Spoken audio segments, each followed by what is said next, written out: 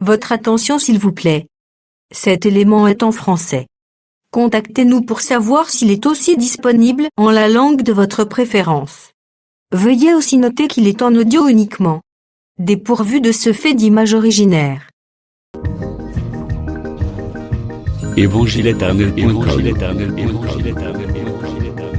Si c'est l'évangile éternel que vous recherchez, alors c'est ici. christequality.com. Les cieux sont à la portée de votre main, juste par un simple clic de la souris. La rubrique Pasteur et thème vous présente aujourd'hui l'homme de Dieu, le docteur Yannick Mozulois, ministre de l'Évangile éternel. Recherchez-vous les enseignements du docteur Yannick Mozulois? Allez sur christequality.com ou sur evangileeternel.com/yannickmozulois.html. Les enseignements sont disponibles en texte, audio et vidéo. Surtout, ne partez point sans souscrire à l'une de nos chaînes YouTube qui correspond à votre version linguistique. Souscrivez s'il vous plaît. Bonne édification au nom de notre commun Seigneur et Dieu Jésus-Christ. Amen. Bonsoir bien-aimés, nous saluons tous les saints qui nous suivent de partout dans le monde. Ça c'est votre émission, La Voix de l'époux, l'Évangile éternel, le pourquoi, chaque chose dans les Écritures. Nous demandons aux frères et sœurs de rentrer dans la maison parce que ça c'est le temps de l'éclaircissement. Sans plus tarder mon frère bien-aimé, nous sommes dans le livre de Deutéronome chapitre 21 verset 18. Frère Élisée, il est écrit. Bonsoir le peuple de Dieu, je vais lire la parole de Dieu dans le livre de Deutéronome 21 verset 18. Si un homme a un fils indocile et rebelle, n'écoutant ni la voix de son père, ni la voix de sa mère, et ne leur obéissant pas même après qu'ils l'ont châtié, le père et la mère le prendront et le mèneront vers les anciens de sa ville et à la porte du lieu qu'il habite. Verset 20. Ils diront aux anciens de sa ville, voici notre fils qui est indocile et rebelle, qui n'écoute pas notre voix et qui se livre à des excès et à l'ivrognerie. Le Seigneur Jésus ajoute la lumière à la lecture de sa parole. Amen. Voilà, nous voulons parler sur le fils indocile. Donc pour ceux qui écrivent, le sujet c'est le fils indocile. Voilà comment le bien-aimé Moïse nous dit dans Deutéronome chapitre 21, nous commençons par le verset 18 jusqu'à 21. Moïse dit, si un homme a un fils indocile et rebelle, n'écoutant ni la voix de son père, soulignez très bien, ni la voix de sa mère, et ne leur obéissant pas même après qu'ils ont châtié, le père et la mère le prendront et le mèneront vers les anciens. Donc nous comprenons par là, le bien-aimé Moïse dit ceci, que dans une maison, s'il y a deux parents, et qu'ils ont un fils appelé indocile ou rebelle, donc le fils est indocile, il est considéré rebelle parce qu'il n'obéit pas à la voix du père et de la mère. Or, nous disons, quand tu lis la Bible c'est un chant. Et quand tu rentres dans la Bible pour lire, c'est tout un chant. Donc attention, il ne faut pas prendre cette écriture pour donner ça à ton fils qui est à la maison. Sinon la mort sera donnée. Voilà. Pour comprendre que toute la Bible parle d'un homme, allons-y mes frères bien-aimés, Deutéronome chapitre 23. Vérifions ça ensemble. Prenons le verset 24, mon bien-aimé Élisée. Deutéronome 23, verset 24. Si tu entres dans la vigne de ton prochain... Attention bien-aimé Élisée. La vigne ne t'appartient pas. C'est comme ça on lit la parole. Donc, la vie, c'est pour les prochains. Oui. Tu pourras à ton gré manger des raisins et t'en rassasier. Attention. Moïse ne te défend pas de manger. Mais Moïse dit, si tu rentres dans la vigne de ton prochain ou dans les champs de ton prochain, tu dois manger. Et quand tu manges, tu dois aussi te rassasier. Très important, frère. Continuez. Mais tu n'en mettras point dans ton vase. Ah! Voilà la chose que frère Moïse interdit. De prendre les fruits et de mettre où? dans ton vase. Donc, quand tu rentres dans un champ qui ne t'appartient pas, tu peux cueillir les fruits, manger. Mais tu ne peux pas mettre ça dans ton vase. Amen. Pourquoi ne pas mettre dans le vase? Parce que le champ ne t'appartient pas. Donc, ne peut mettre dans le vase que le propriétaire du champ. Amen. C'est comme ça on répète la lettre. Continue mon frère Élisée. Si tu entres dans les blés de ton prochain, tu pourras cueillir des épis avec la main. Mais tu n'agiteras point la fossile sur les blés de ton prochain. Très bien mon frère Élisée. Donc Moïse poursuit. Il dit, si tu rentres où? Dans le champ du blé, tu ne peux cueillir le blé avec ta main. Mais tu ne peux pas utiliser la fossile. La fossile, c'est un outil qui intervient pendant la moisson. Donc cela veut dire quoi? Ne peut utiliser la fossile que le propriétaire du champ au temps de la moisson. Amen. Donc, la fossile, c'est pour le propriétaire du champ. Mais toi, le champ ne t'appartient pas. Tu ne peux pas utiliser la fossile, mais tu dois utiliser la main. Il y a un pourquoi, mon frère Élisée. C'est là où nous lisons, frère. Dans Jean chapitre 4, quand vous lisez même verset 38, prends ça pour le frère bien-aimé.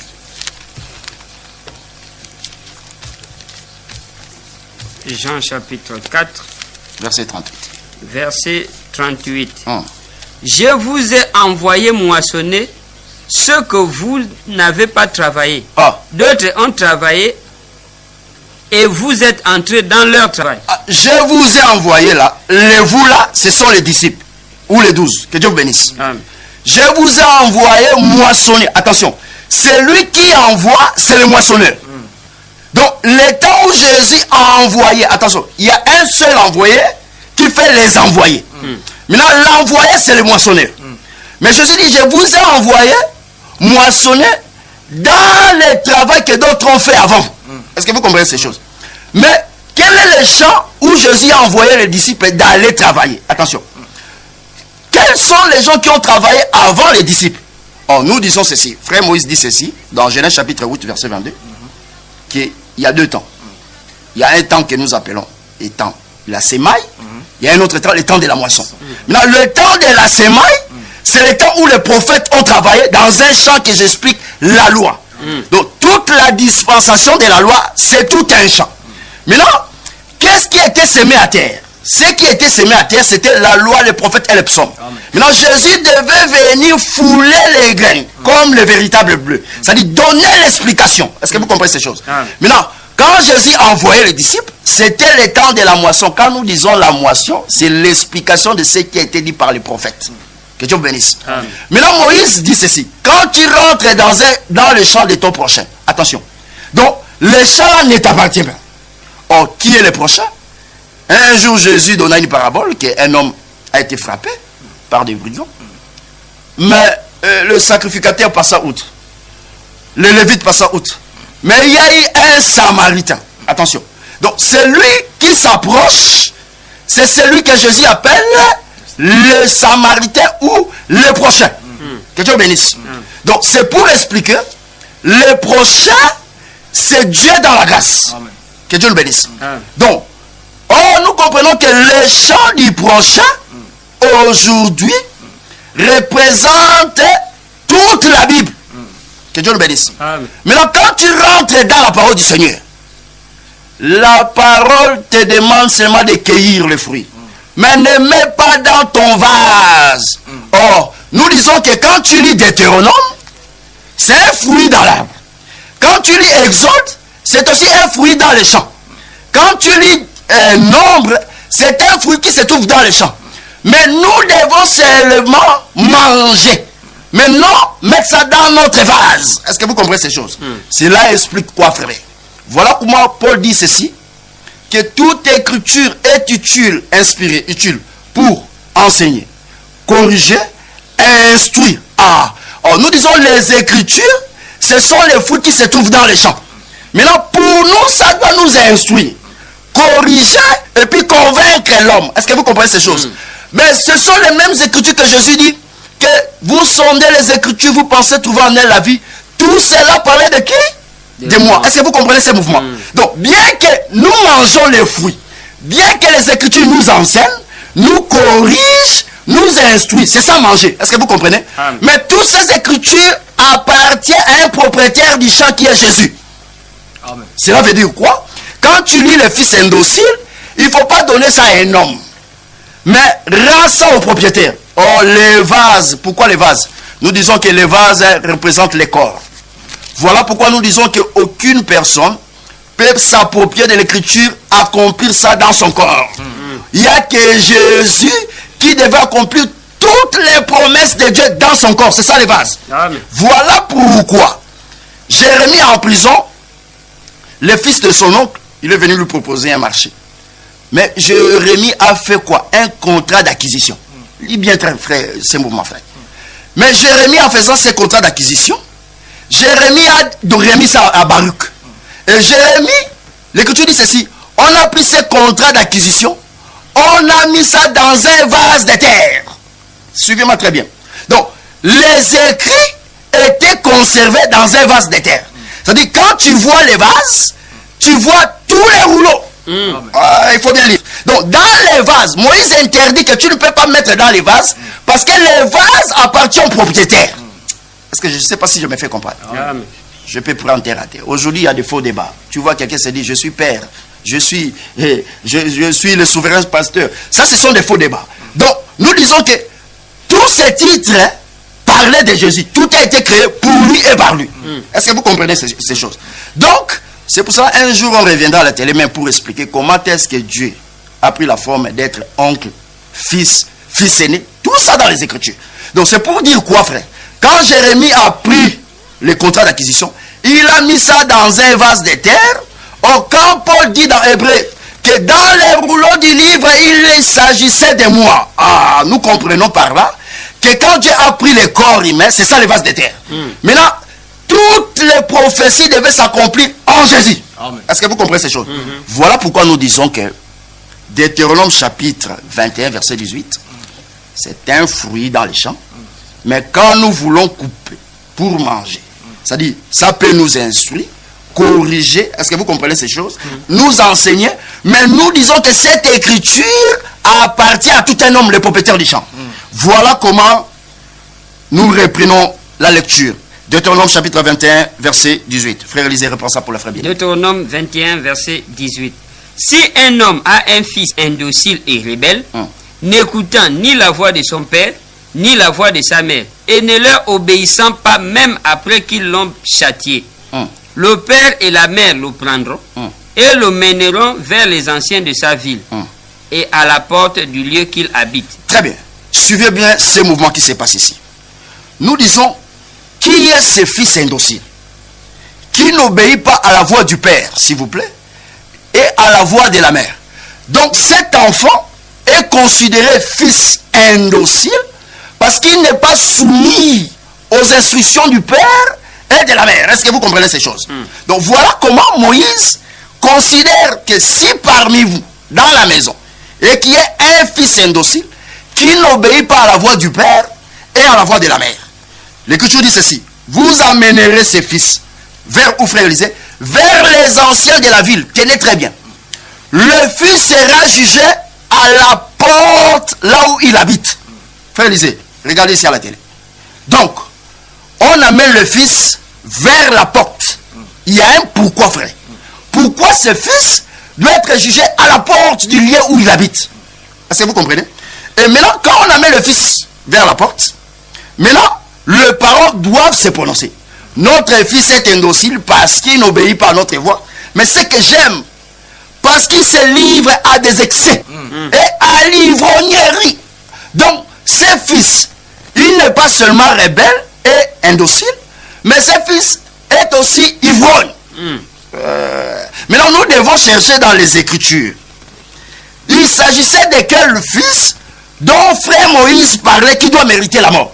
Parce que si tu attribues cette portion de l'Écriture à ton fils à la maison, cela veut dire que toi-même tu prépares la mort de ton fils. Voilà. Donc c'est là où nous disons que ne prends pas les fruits pour mettre ça dans les vases. Est-ce que vous comprenez ces choses? Voilà comment nous disons ceci, frère. Dans la Bible, quand Moïse parlait de ces choses, Moïse voyait un homme. Parce que, Hébreux chapitre 13, verset 8, Jésus-Christ est le même hier, aujourd'hui et éternellement. L'Écriture ne dit pas que Dieu est le même. Il y a un pourquoi. Donc, hier, il était là, Jésus. Et aujourd'hui, Hébreux chapitre 1, verset 1, Dieu nous parle par le Fils. Donc, la dispensation du Fils, c'est Dieu qui prend corps. Maintenant, quand Dieu prend corps, il se fait Fils. Maintenant, dans ce corps, quand Dieu prêche, quand Jésus prêchait, nous devons maintenant voir comment est-ce que l'enseignement de Jésus, comme le Fils, n'obéissait pas à la voix du Père et de la Mère. Que Dieu bénisse. Proverbe chapitre 1, verset 8.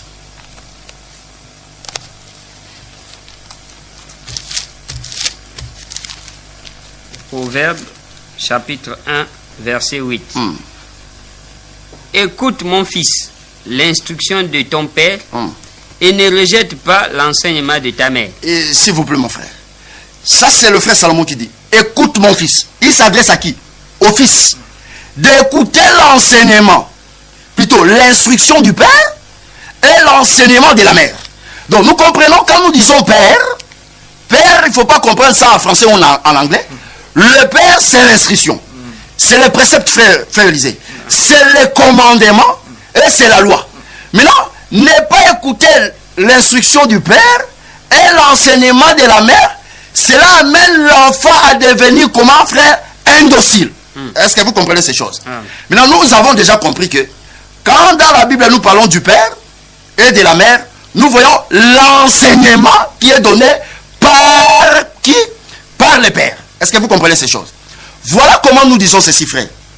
Que dans la loi, qui était considéré comme fils indocile, nous disons que dans Juge, Samson, quand il est descendu à Timna, le bien-aimé Samson, il a vu plutôt une femme parmi les filles des Philistins. Maintenant, quand Samson a vu la fille, Samson déjà, il a gardé ça dans son cœur. Il monta chez le père. Attention. Il rencontra au père et qui? Et à la mère.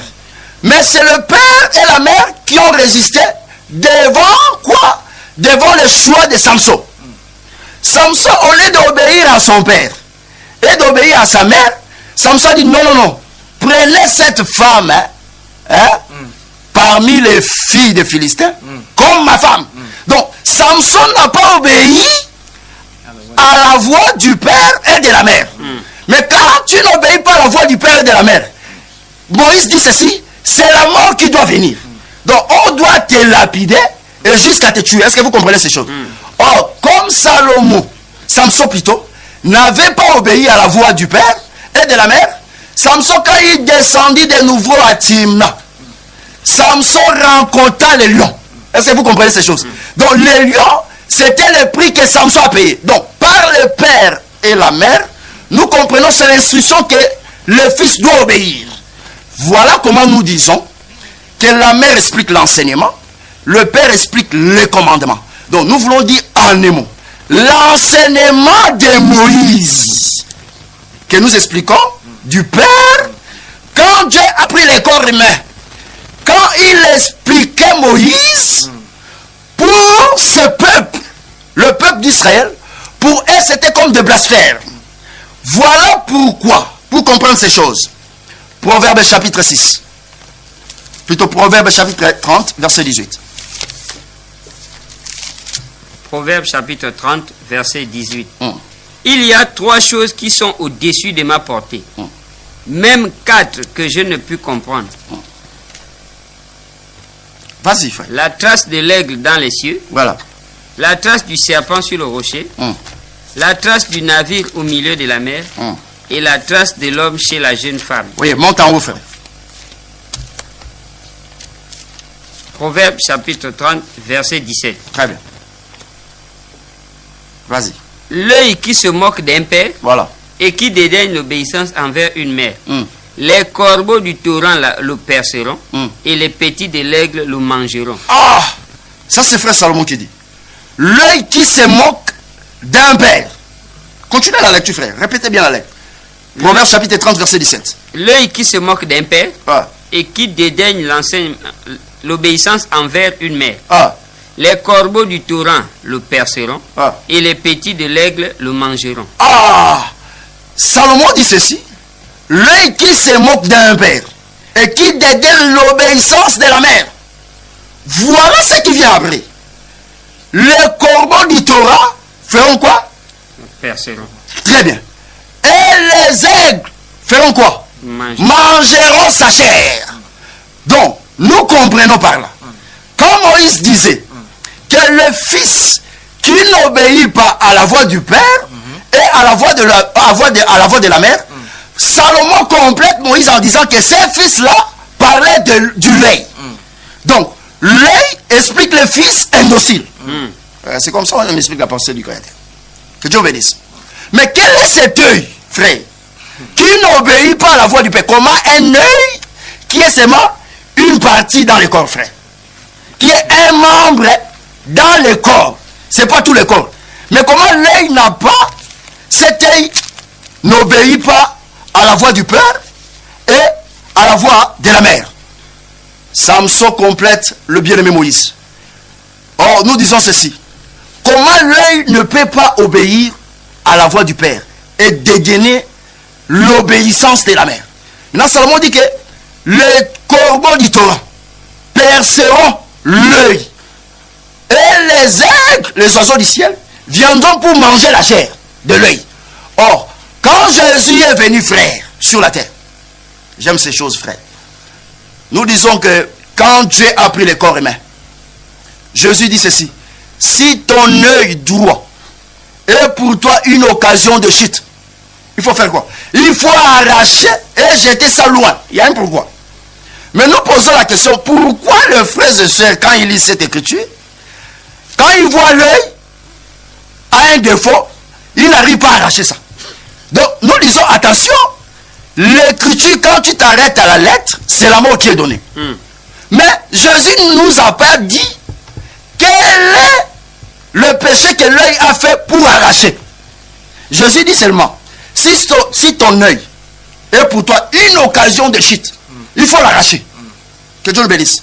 Or, frère Salomon maintenant nous explique que l'œil est une occasion de chute parce qu'il n'obéit pas à la voix du Père et il dédaigne l'obéissance de la mère. Je ne sais pas si vous voyez ça. Maintenant, nous disons que cet œil-là n'était pas l'œil physique comme ça. Voilà pourquoi Jésus interprète l'œil. Strictement interdit de commenter, frère. Jésus dit que vous ne savez pas que l'œil du corps est la lampe du corps. L'œil est la lampe. Très bien. C'est-à-dire que quand nous parlons de l'œil, c'est la lampe du corps. Or, la lampe, c'est ça la lumière. Donc, quand Jésus était en Israël, c'est lui qui était la lumière pour éclairer le corps. Que Dieu bénisse. Maintenant, c'est Jésus qui était la lumière pour éclairer le corps. Maintenant, nous disons que quand Jésus interprétait Moïse, quand il expliquait Moïse, pour le peuple d'Israël, pour eux, c'était comme une occasion de chute. C'est comme si Jésus violait même les sabbats. Que Dieu bénisse. Maintenant, pour eux, il devait arracher l'œil. Attention, frère. Et jeter ça de loin. Or, l'œil, c'est la lampe du corps. En d'autres termes, c'est la lumière.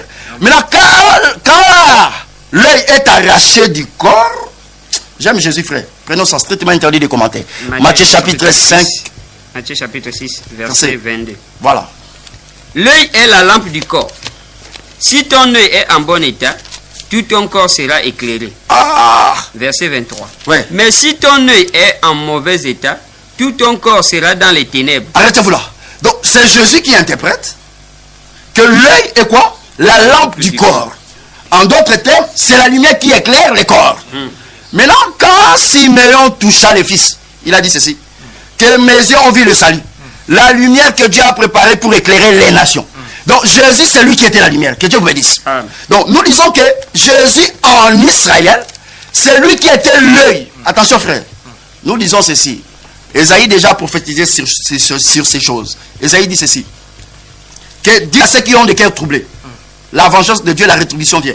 Il viendra lui-même les aveugles verront, les boiteux, frère Élisée, suis-moi, marcheront. Donc, quand Dieu a pris les corps, c'est lui qui était à la fois les bras, l'œil, les bras droits, la main gauche. Donc, c'est Jésus qui représentait tous les membres du corps. Que Dieu vous bénisse. Amen. Voilà comment nous disons. Quand Jésus disait que quand l'œil droit est pour toi une occasion de chute, il faut l'arracher. Continuez, frère. Prends Matthieu chapitre 5, verset 29. Matthieu chapitre 5, verset 29. Allez-y, frère. Matthieu chapitre 5, verset 29.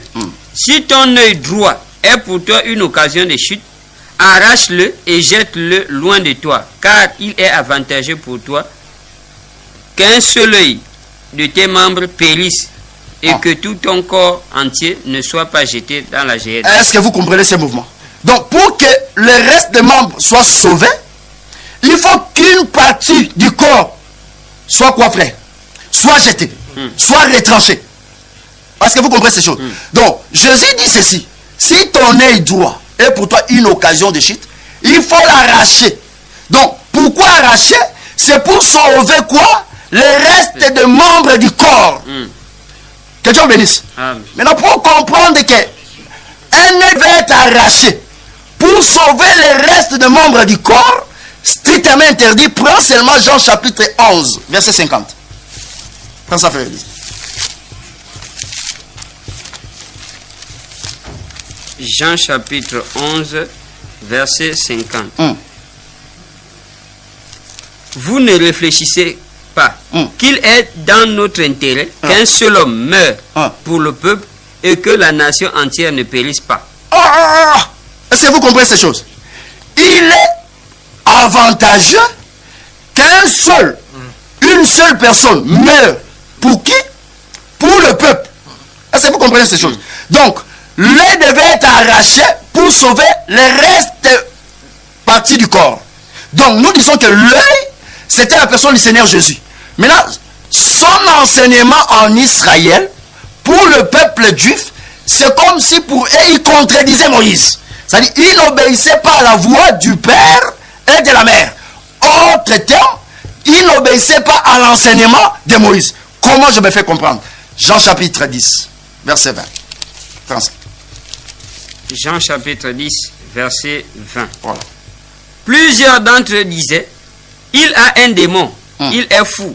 Pourquoi l'écoutez-vous? D'autres disaient, ce ne sont pas les paroles d'un démoniaque. Un démon peut-il ouvrir les yeux des aveugles? Prends le verset 18. Jean chapitre 10. Commencez par le Jean verset. chapitre 10. Personne ne me l'ôte, mais je la donne de moi-même. J'ai le pouvoir de la donner et j'ai le pouvoir de la reprendre. Tel est l'ordre que j'ai reçu de mon Père. Et il y eut de nouveau, à cause de ces paroles, division parmi les Juifs. Est-ce que vous comprenez pourquoi il y a la division parmi les Juifs? À cause de la parole de Jésus. Verset 18. Personne ne me l'ôte, mais je la donne de moi-même. Jésus dit ceci, il a le pouvoir de donner sa vie et de la reprendre. Maintenant, il y a une division parmi les Juifs. Maintenant, quand tu descends en bas, on a traité de Jésus d'un fou. Le peuple dit ceci, verset 20. Jean chapitre 10, verset 20. Plusieurs d'entre eux disaient, il a un démon, il est fou. Pourquoi l'écoutez-vous? Jésus a été traité un fou à cause du quoi? À cause de cette parole.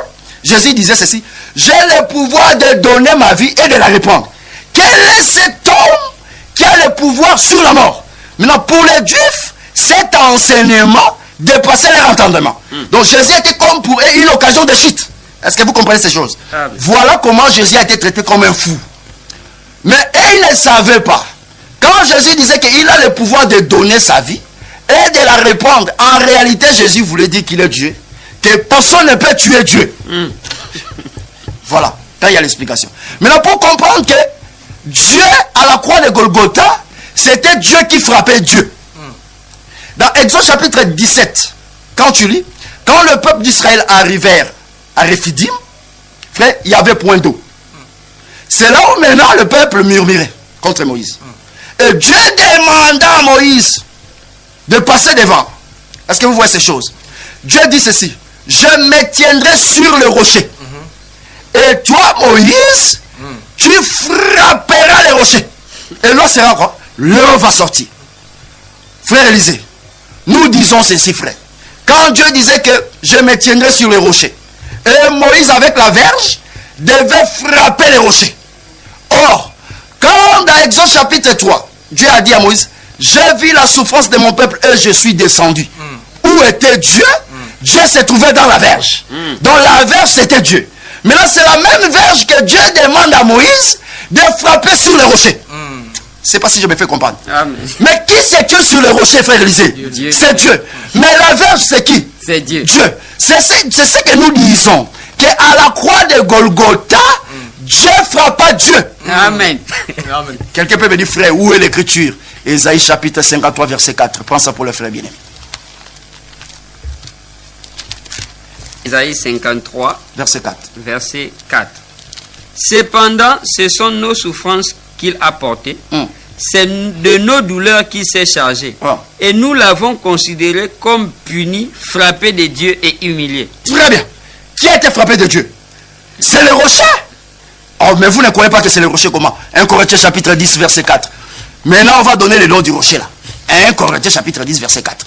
1 Corinthiens chapitre 10, verset 4. Donne-nous les noms, frère. Et qu'ils ont tous bu le même breuvage spirituel, car ils buvaient à un rocher spirituel qui les suivait. Ah. Et ce rocher était Christ. Ah! Donc, quand nous disons que le rocher là était Christ, c'est-à-dire à la croix de Golgotha, Dieu frappa Dieu. C'est pour ça que Jésus avait raison de dire que j'ai le pouvoir de donner ma vie et de la répandre. Que Dieu nous bénisse. Donc personne n'a tué Dieu. Dieu s'est donné lui-même comme sacrifice. Que Dieu nous bénisse. Voilà comment nous disons. Quand Jésus interprète la loi de Moïse, Jésus était considéré aux yeux des enfants d'Israël comme un fils indocile. Pourquoi? Parce que pour eux, Jésus c'est comme s'il contredisait Moïse. En violant le sabbat. Or, Jésus ne violait pas le sabbat. Il dit ceci. Le Fils de l'homme est le maître du sabbat. Cela veut dire quoi? Jésus interprétait le repos dans son corps, dans son message. Que Dieu le bénisse. Donc, la voix du Père et de la Mère. La Mère explique l'enseignement selon Proverbe chapitre 6, verset 20, égale à Proverbe chapitre 1, verset 8. Cela veut dire en d'autres termes, l'enseignement de Moïse. Quand Jésus interprétait ça, attention frère, Jésus interprétait pas seulement le prophétie, même la vie des enfants d'Israël. Vous ne croyez pas? Quand les enfants d'Israël, Exode chapitre 5, verset 3. Exode chapitre 5, verset 3. Exode chapitre 5, verset 3. Il dit, le Dieu des Hébreux nous est apparu. Permets-nous de faire 3 jours de marche dans le désert pour offrir des sacrifices à l'Éternel, afin qu'il ne nous frappe pas de la peste ou de l'épée. Ah, permets-nous là, le nous là remplace le Fils. Vous ne croyez pas? Exode chapitre 4, verset 22. Exode 4, 22. Tu diras à Pharaon, ainsi parle l'Éternel, Israël est mon fils, mon premier-né. Ah. Est-ce que vous comprenez? Continuez la lecture. Je te dis, laisse aller mon fils pour qu'il me serve. Arrêtez-vous là. Laisse aller mon fils pour qu'il me serve. Le fils, c'est ça, Exode chapitre 5, verset 3. Est-ce que vous comprenez ces choses? Donc, voilà comment nous disons. Quand Dieu a pris corps humain, il devait interpréter tous les mouvements qui s'est passé dans la loi. Même la marche des enfants d'Israël, Jésus devait interpréter ça dans son corps comme le véritable fils. Est-ce que vous comprenez ces choses? Voilà comment Jésus répète ces mouvements dans Luc chapitre 13. Luc chapitre 13. Verset 31 à 33. Verset 31. Ce même jour, quelques pharisiens vinrent lui dire, va-t'en, pars d'ici, car Hérode veut te tuer. Il leur répondit, allez et dites à ce renard, voici je chasse les démons et j'ai fait les guérisons aujourd'hui et demain. Et le 3e jour, j'aurai fini. Continue frère. Mais il faut que je marche aujourd'hui, demain et le jour suivant. Très bien. Car il ne convient pas qu'un prophète périsse hors de Jérusalem. Ah, Luc chapitre 13, verset 33. Jésus dit ceci. Mais il faut que je marche aujourd'hui, virgule, demain, et les jours suivants. Les jours suivants, c'est quel jour? Le troisième jour. Le troisième jour. Car il ne convient pas qu'un prophète périsse hors de Jérusalem. Est-ce que vous comprenez ces choses? Or, dans Exode chapitre 5, verset 3, l'Écriture dit ceci. Aaron et Moïse se présentèrent devant Pharaon en demandant ceci. Laisse-nous partir. Nous devons faire quoi? 3 jours de marche où? Dans le désert. Est-ce que vous comprenez ces choses? Donc, les 3 jours de marche des enfants d'Israël, Jésus a accompli ça dans son corps. Amen. Littéralement comme ça. Luc chapitre 13, verset 33. Jésus a parlé ça comme ça. Il dit que je dois marcher aujourd'hui, demain et le 3e jour. Donc nous comprenons que le chiffre 3, c'est ça l'achèvement. Donc, même la marche des enfants d'Israël, c'était accompli dans un homme qui est Jésus. Or, c'est dans le désert qui devait faire quoi? Sacrifier. Que Dieu bénisse. Or, Dieu a voulu expliquer ça, que les 3 jours résumaient rien que la mort et la résurrection du Seigneur Jésus. Amen. Voilà comment la marche des enfants d'Israël a été expliquée dans un homme qui est Jésus. Maintenant, quand Jésus interprétait la loi en Israël, frère, pour les enfants d'Israël, c'était le blasphème. Est-ce que vous comprenez ces choses? Prends Jean chapitre 5, verset 18.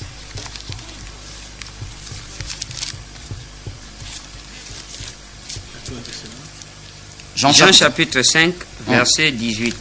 À cause de cela, les Juifs cherchaient encore plus à le faire mourir. Non seulement parce qu'il violait le sabbat, mais parce qu'il appelait Dieu son propre Père, se faisant lui-même égal à Dieu. Ah! Est-ce que tu comprends le pourquoi Jésus, les Juifs, ils ont voulu lui lapider? Parce qu'il, pour eux, Jésus violait les sabbats. Il ne s'arrêtait pas là, mais il disait dans sa propre bouche comme ça, que Dieu est son propre Père. Donc il s'est fait égal à Dieu. Donc Jésus lui-même dans sa bouche, il disait qu'il était Dieu. Jésus n'a pas nié ça. Il disait qu'il était Dieu. Maintenant, quand Jésus interprétait les sabbats, c'est-à-dire, comment il interprétait les sabbats? Il voit un homme, il lui guérit le jour du sabbat.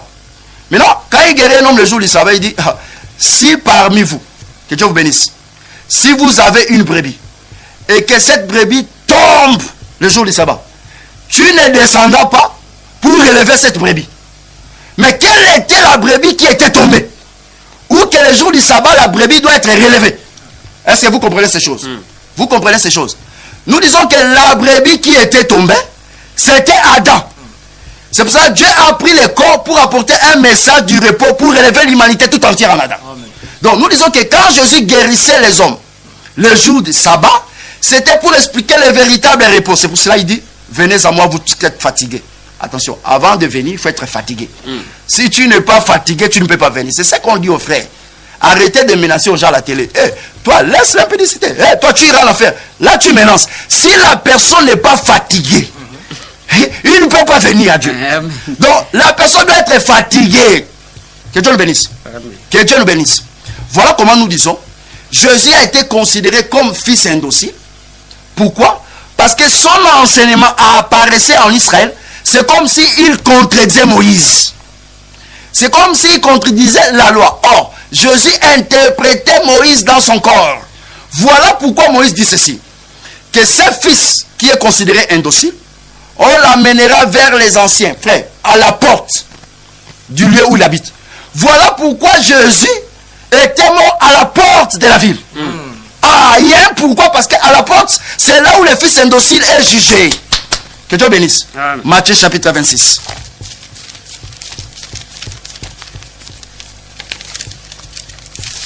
Matthieu 26. Prends le verset 57. Verset 57. Ouais. Ceux qui avaient saisi Jésus l'amenèrent chez le souverain sacrificateur Caïphe, où les scribes et les anciens étaient assemblés. Or, dans Deutéronome 21, 18, Moïse dit ceci. S'il y a un fils indocile dans la maison, le père et la mère doivent l'amener vers les anciens. Or, Jésus, on l'amena là où se trouvaient les scribes et les anciens. Est-ce que vous comprenez ces choses? C'était pour faire quoi? C'était pour témoigner que réellement cet homme n'obéit pas à la voix du père et de la mère. Autrement dit, que Jésus contredisait Moïse. Continuez maintenant la lecture pour comprendre ces choses. Verset 60. Verset 60. Ouais. Mais ils n'en trouvèrent point, quoique plusieurs faux témoins se fussent présentés. Enfin, il en vint 2 qui dirent, celui-ci a dit, j'ai pu détruire le temple de Dieu et le rebâtir en 3 jours. Arrêtez-vous là, s'il vous plaît, mon frère Élisée. Ils se présentèrent plusieurs faux témoins. Est-ce que vous comprenez ces choses? Maintenant, après les faux témoins, l'Écriture met un point. Maintenant, il y a eu un groupe de frères qui se sont présentés en disant que cet homme disait qu'il va détruire ce temple. Après 3 jours, il va quoi faire quoi? Le rebâtir. Oh, Jésus réellement, il a dit ces choses dans Jean chapitre 2, verset 18. Jésus dit, détruisez-moi ce temple. Après 3 jours, je vais le rebâtir. Or, l'Écriture dit que Jésus parlait du temple et de son corps. Or, pour le peuple d'Israël, ils savaient, s'il n'y a plus le temple en Jérusalem, il n'y a plus Dieu, il n'y a plus le culte. Donc, pour eux, ils comprenaient le temple physique. Or, Jésus expliquait le temple dans son corps. Voilà comment il était considéré comme fils indocile et la mort devait l'arriver. Est-ce que vous comprenez cette chose? Poursuis maintenant. Parce que Moïse dit ceci. Attention, frère Élisée. Pour qu'on tue le fils, l'Écriture dit ceci. On doit lui lapider, ensuite lui tuer. Pour faire quoi? Pour ôter, frère, le péché au milieu de vous. Donc, maintenant, pour tuer le fils, il faut que réellement les choses que vous accusez sur lui soient vraiment constatées que cela est vrai. Amen. Maintenant, pour confirmer que Jésus a été réellement fils indocile, voilà ce qui va se passer. Poursuis seulement la lecture, frère Élisée. Verset 62. Le souverain sacrificateur s'éleva et lui dit, ne réponds-tu rien? Qu'est-ce que ces hommes déposent contre toi? Jésus garda le silence. Et le souverain sacrificateur, prenant la parole, lui dit, je t'adjure par le Dieu vivant de nous dire si tu es le Christ, le Fils de Dieu. Attention, frère Élisée. Quand on accusa Jésus en disant que cet homme disait qu'il devait détruire ce temple, et cela est vrai que Jésus disait ça comme ça, mais eux, ils comprenaient ça d'une manière charnelle. Or, Jésus interprétait le véritable temple. C'est pour cela que quand Jésus est né, c'était la maison de Dieu qui était sortie comme ça. Voilà pourquoi les mages ont apporté les présents. Parce que tu ne peux pas te présenter devant Dieu le main vide. Que Dieu bénisse. Donc Jésus, c'est lui qui était la maison de Dieu. Le lieu où nous tous nous devons adorer aujourd'hui. Que Dieu bénisse. Maintenant, dans le verset 63, poursuis la lecture. Jésus garda le silence et le souverain sacrificateur prenant la parole lui dit, je t'adjure par le Dieu vivant de nous dire si tu es le Christ, le Fils de Dieu. Continue. Jésus lui répondit, tu l'as dit. De plus, je vous le déclare, vous verrez désormais le Fils de l'homme assis à la droite de la puissance de Dieu et venant sur les nuées du ciel. Alors le souverain sacrificateur déchira ses vêtements disant, il a blasphémé. Qu'avons-nous encore besoin de témoins? Frère Élisée. Voici, vous venez d'entendre son blasphème. Que vous ensemble. Continuez. 66, j'aime ça, frère. Il répondit, il mérite la mort. Il mérite la mort. Pourquoi? Parce que Jésus a blasphémé. Il était considéré comme fils indocile. C'est-à-dire Jésus se disait qu'il était Dieu comme ça. Est-ce que vous comprenez ces choses? Voilà comment Caïphe, ici dans l'Écriture, confirma que Jésus avait blasphémé. Or, le blasphème, c'était quoi? C'était l'interprétation de la loi que Jésus donnait. L'explication de la lettre que Jésus donnait, pour eux, ça paraissait comme un blasphème. Voilà pourquoi même le frère Étienne, il a été considéré comme un blasphémateur parce que quand il interprétait les Écritures, j'aime ces choses, frère. La première personne à nous montrer, frère, comment voyager dans les Écritures, c'est frère Étienne.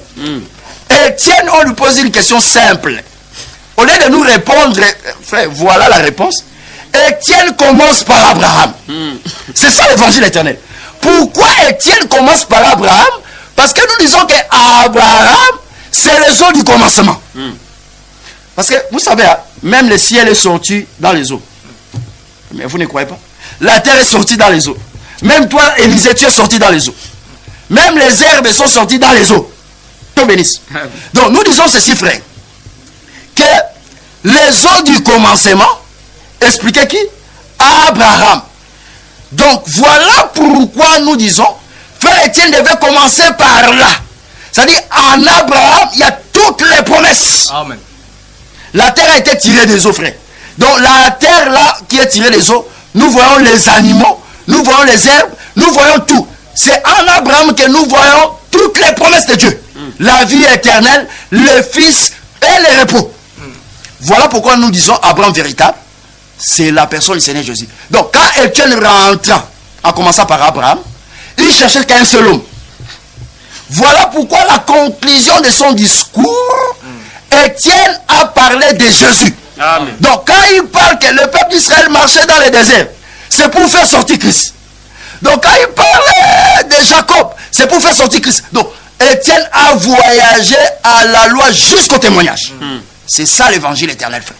Et à la fin, on a lapidé le frère Étienne. Voilà pourquoi nous disons même ce que nous présentons. Comme ces derniers étaient à l'Assemblée, nous avons commencé un enseignement. Nous parlons sur l'incendie.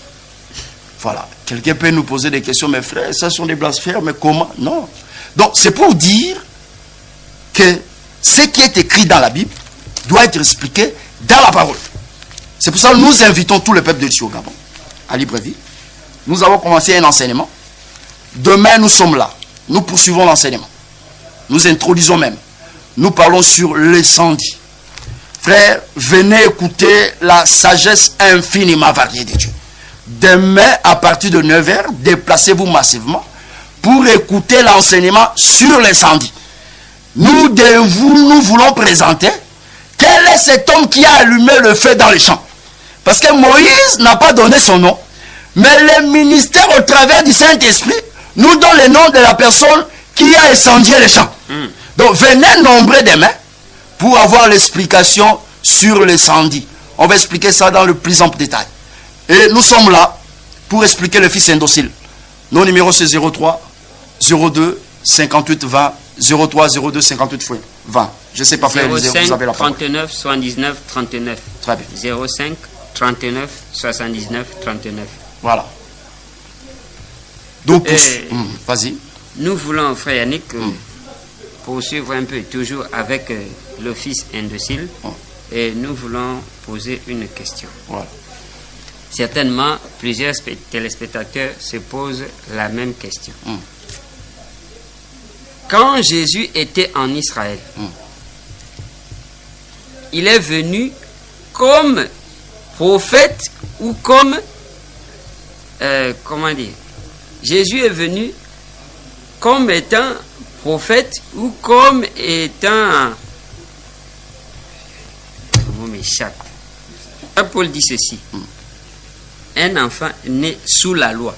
Ça veut dire que quand Jésus est venu, c'était par rapport à la loi de Moïse. Ça veut dire qu'il était dans la lignée des prophètes.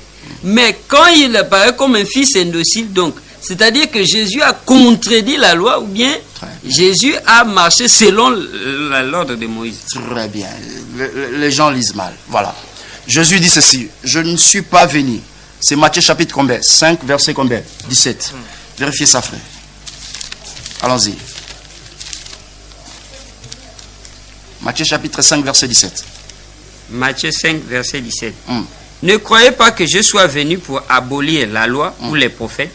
Je suis venu non pour abolir, mais pour accomplir. Très bien. Jésus n'est pas venu pour abolir la loi, mais l'accomplir. Mais comment est-ce qu'il accomplissait la loi? Attention, frère. Donc, quand Jésus rentra dans la barque, il dormait, c'était pour accomplir une écriture. Je ne sais pas si je me fais comprendre.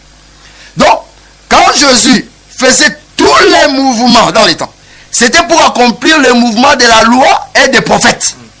Donc, l'accomplissement, c'est dans son corps.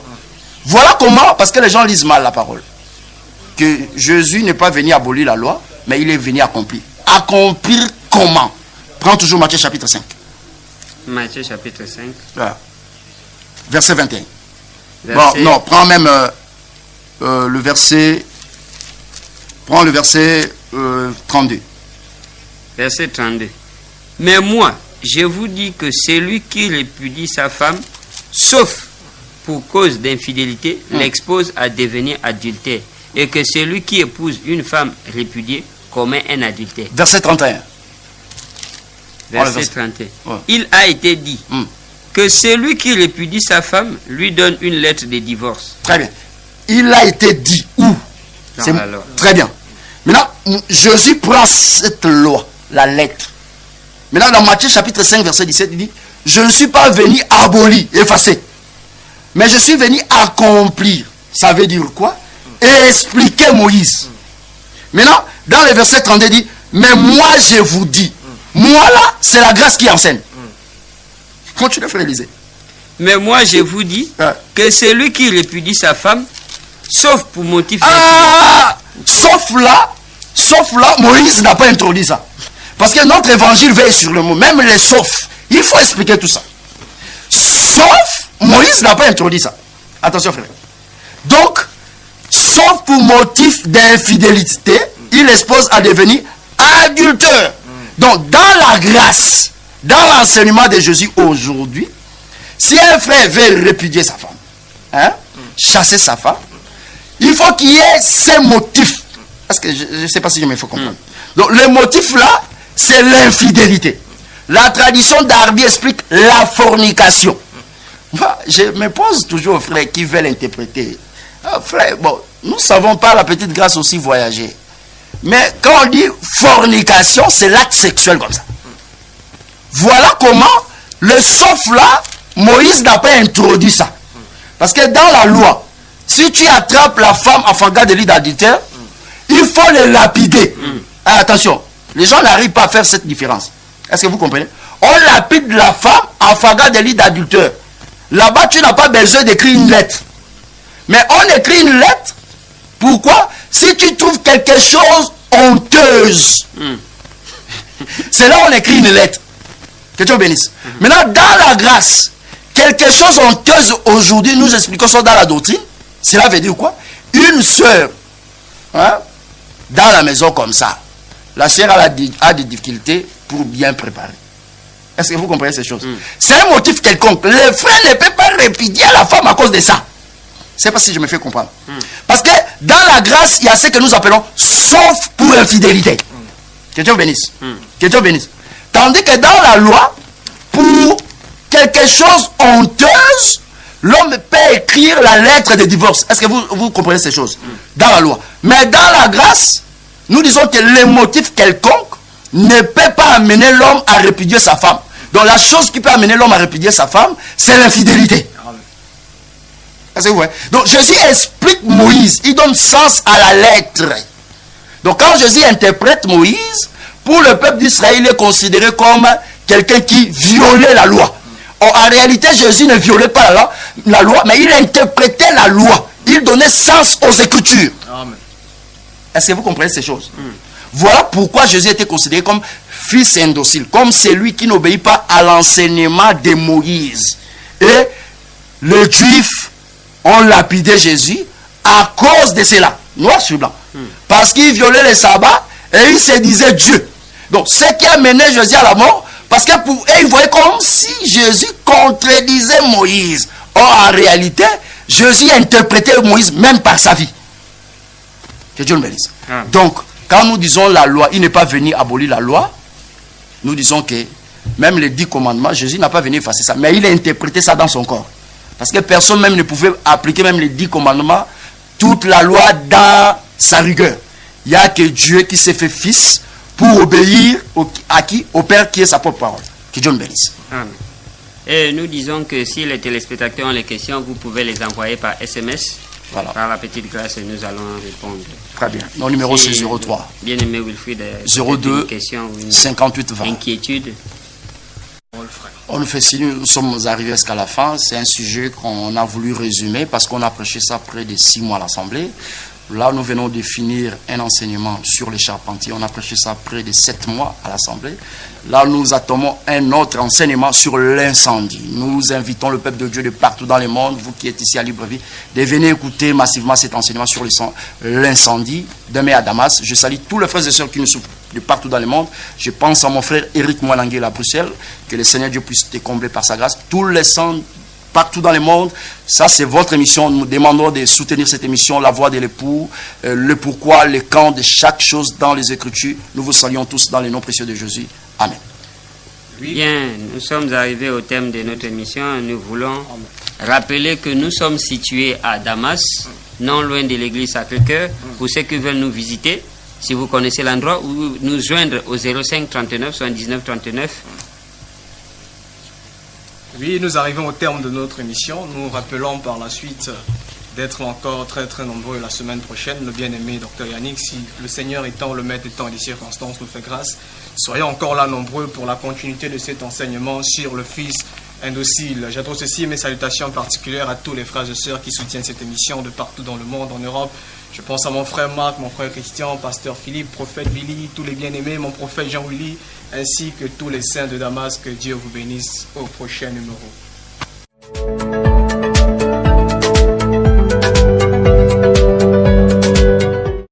Merci d'avoir suivi ce message et que Jésus-Christ vous bénisse. Si vous avez une question à l'intention de l'homme de Dieu, si vous voulez que l'homme de Dieu prie pour vous, si vous voulez vous confier à l'homme de Dieu, ou si vous voulez tout simplement bénir l'homme de Dieu, contactez-le directement si ses coordonnées sont disponibles depuis sa page. Sinon, contactez-nous et nous lui transmettrons vos préoccupations. N'oubliez pas de faire un tour à notre page évangélisation pour voir en quoi vous pouvez vous rendre utile à Christ par cette œuvre. Que Dieu vous bénisse tous. Amen. ChristQuality.com. Les cieux en un clic de la souris. Évangile-éternel.com, le site de l'Évangile éternel. Christ et Quality Fondation, équilibrer la manne ramassée dans le désert de sorte que chacun ait un maire. Branchez-vous sur ChristEquality.com ou sur évangile-éternel.com et vous attendra au rendez-vous. La radio mondiale évangile-éternel.com, enseignement non-stop. La télé prophétique, évangile-éternel.com TV. Enseignement quantique et documentaire biblique. L'église virtuelle, assemblée et culte de prière des saints, en ligne et en direct. La rubrique Pasteur et thème.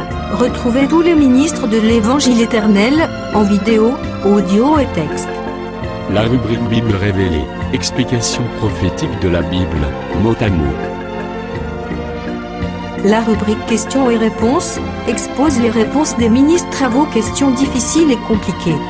La rubrique prophétie et actualité, décrypte pour vous l'actualité, en rapport avec les prophéties bibliques. La rubrique Aréopage, ouvre à tous, et sans censure, le libre débat et exposition contradictoire. Évangile-éternel.com, démystifié au moyen de l'enseignement, des erreurs, des fausses religions, églises, doctrines et philosophie. Nos enseignements confrontent l'apostasie et les idées préconçues pour vous attacher à la saine doctrine. Vous y trouverez de l'exhortation, du réconfort spirituel et de l'incitation à vous sanctifier. Sur évangile-éternel.com, sollicitez une requête de prière, et les ministres et plusieurs saints prieront pour vous. Retrouvez des cantiques chantés par des saints et des cantiques instrumentaux. Venez y apprendre d'autres langues à travers la Bible audio multilingue. Les enseignements sont en toutes les langues. évangile-éternel.com, le site de l'Évangile éternel. Motivez-nous en souscrivant à l'une de nos chaînes YouTube, celle de votre préférence linguistique. Et venez évangéliser avec nous en partageant, autant que faire se peut, notre site web, nos YouTube channels ainsi que toutes nos publications. Merci de le faire et que Jésus-Christ notre commun Seigneur et Dieu vous bénisse tous. Amen. ChristEquality.com.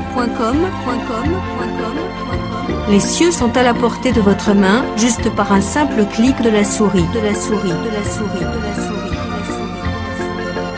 ChristEquality Fondation, équilibrer la manne ramassée dans le désert de sorte que chacun ait un maire.